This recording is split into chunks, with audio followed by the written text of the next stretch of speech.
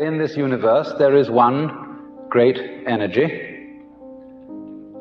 and we have no name for it. People have tried various names for it, like God, like Brahman, like Tao.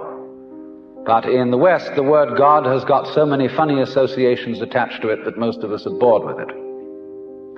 When people say God the Father Almighty, most people feel funny inside. But according to Buddhist philosophy, all this universe is one tatata. That means 10,000 functions or 10,000 things, one suchness.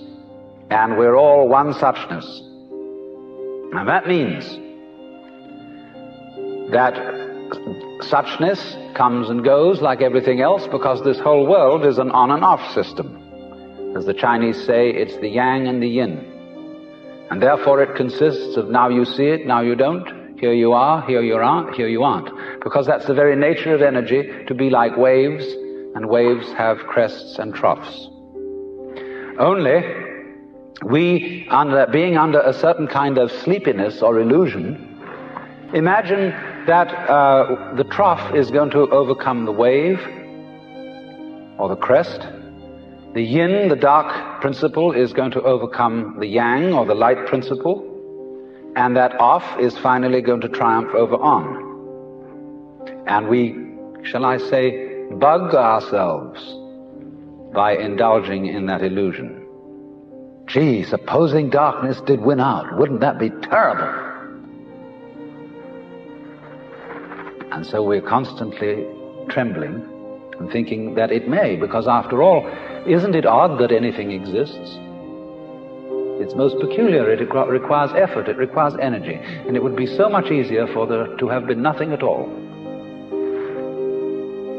Therefore we think, well, since the is side of things is so much effort, you always give up after a while and you sink back into death. But death is just the other face of energy, and it's the rest, the not being anything around, that produces something around, just in the same way that you can't have solid without space, or space without solid. When you wake up to this and realize that the more it changes, the more it's the same thing, as the French say, that you are really a playing of this one energy, and there is nothing else but that it is you, but that for you to be always you would be an insufferable bore. And therefore it is arranged that you stop being you after a while and then come back as someone else altogether. And so when you find that out, you become full of energy and delight. And you suddenly see through the whole sham of things. You realize you're that. We won't put a name on it. You're that. And you can't be anything else. So you are relieved of fundamental terror. That doesn't mean that you're always going to be a great hero, that you won't jump when you hear it bang, that you won't worry occasionally, that you won't lose your temper. It means, though, that fundamentally, deep, deep down within you, you will be able to be human in the pains, difficulties, and struggles that naturally go with human existence.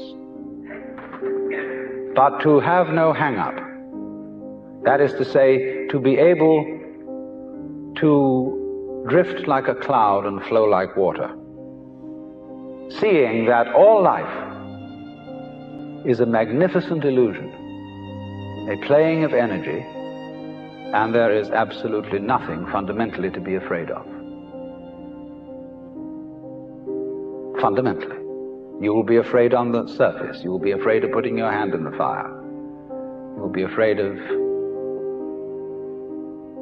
getting sick.